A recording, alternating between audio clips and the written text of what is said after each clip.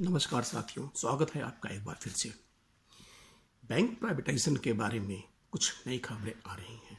जी हाँ, print media में एक खबर ताज़ी ताज़ी आ रही है कि गवर्नमेंट ने एक जो डिसाइड किया था कि स्ट्रेटेजिक सेक्टर में जो 18 स्ट्रेटेजिक सेक्टर हैं जिसमें बैंक भी आता है, केवल 4 संस्थाएं, 4 सरकारी बैंक ही रहेंगे। कौन कौन से हैं वो 4 सरकारी बैंक? कौन से बैंक प्राइवेटाइज होंगे? आइए पूरी बातें जानते हैं। जी हाँ, अभी हमारे देश में 12 पीएसयू बैंक्स हैं, 12 सरकारी बैंक अभी हैं। मर्जर के बाद स्टेट बैंक इंक्लूडिंग, उन 12 में से 3 बैंकों का प्राइवेटाइजेशन करने के लिए नीति आयोग ने जो रिकमेंडेशन किया था वो गवर्नमेंट उसको एक्सेप्ट करने के लिए रेडी है। वो बैंक हैं bank of Maharashtra, Punjab and Sindh bank और यूको बैंक। अगर ये 3 बैंक प्राइवेट होते हैं तो हमारे 9 बैंक बचते हैं। सरकार का कहना है कि हम केवल 4 बैंक ही अपने पास रखेंगे। कौन से वो 4 बैंक हैं? चलिए, 12 उन बैंकों में से अगर 3 बैंक आपने निकाल दिए तो आपके पास 9 बचते हैं। उस 9 में से सरकार का कहना है कि हम 4 शेष बैंक रखेंगे। वो बैंक हैं state bank of India, bank of Baroda, Punjab national bank और कैनरा बैंक। ये 4 बैंक गवर्नमेंट अपने पास रिटेन करने के लिए डिसाइड कर रही है। सारे प्राइवेटाइजेशन के लिए जो भी बातें खाका ब्लू प्रिंट नीति आयोग में तैयार है। अभी हम बात करते हैं कि क्या अथेंटिकेट है, क्या अथेंटिकेट नहीं है।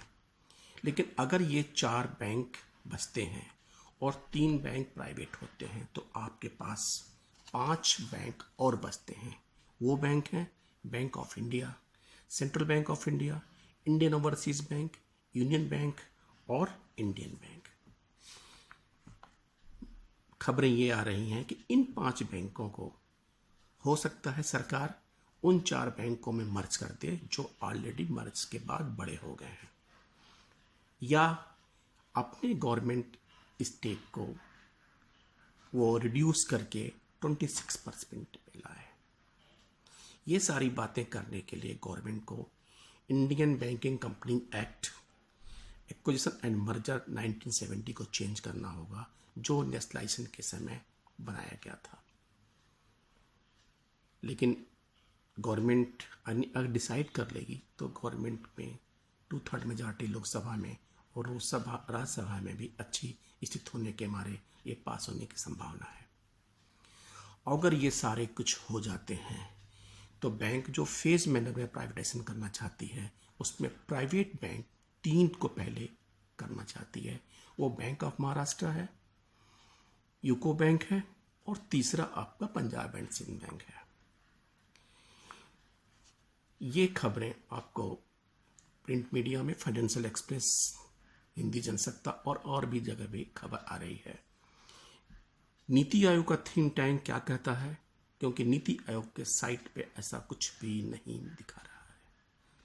लेकिन चूंकि प्राइवेटाइजेशन की बात गवर्नमेंट की तरफ से 23 पीएसयू के लिए वित्त मंत्री का स्टेटमेंट आ चुका है, तो ये संभावना है कि ऐसा हो सकता है। तो 4 शेष बैंक बचेंगे और 3 प्राइवेट होंगे, 5 का भविष्य इस पर डिपेंड करता है कि उन्हें मर्जर किया जाए अथवा उनका स्टेक सेल किया जाए। इन सब बातों के पीछे एक बात नहीं समझ में आती है कि गवर्नमेंट ये भी चाहती है। इसके अलावा अभी पंजाब एंड सिंध बैंक के एमडी का अपॉइंटमेंट हुआ, बैंक ऑफ महाराष्ट्र ने में अभी 831 करोड़ का इन्फ्यूजन हुआ और सरकार की तरफ से ऑफिशियल कोई स्टेटमेंट नहीं आ रहा है, न मिनिस्ट्री ऑफ फाइनेंस से न गवर्नमेंट से। लेकिन ये सारी खबरों का खाका ये आ रहा है कि जल्द से जल्द कैबिनेट में ये प्रस्ताव पेश किया जाएगा और सरकार इसे पास कराने के बाद फेज मैनर में ये सारी चीज़ें इम्प्लीमेंट कर देंगी। इस बारे में रिजर्व बैंक के गवर्नर ने भी ये कहा था कि अंतिम फैसला सरकार को लेना है अगर रिजर्व बैंक से कोई राय में लिया गया तो रिजर्व बैंक अपना सलाह देगा, लेकिन अभी तक उनके पास ऐसा कोई प्रस्ताव सरकार की तरफ से नहीं आया है। तो फ्रेंड्स, अगर श्रमिक संगठन इसका विरोध नहीं करते हैं तो हमारी विपक्षी पार्टियां जो एकदम मृतप्राय हैं कुछ नहीं करेंगी, और ये संभावना है कि ये सारे जो रोड मैप प्राइवेटाइजेशन का सरकार ने बनाया है वो कंप्लीट करें। बस दोस्तों, इतना ही। अगर कोई नई खबर आती है तो हम आपको फिर बताएंगे, फिर आएंगे। प्लीज़, अगर आपने मेरा चैनल अभी तक सब्सक्राइब नहीं किया है तो सब्सक्राइब कर दें, लाइक करें, कमेंट करें। Thank you friends, thank you.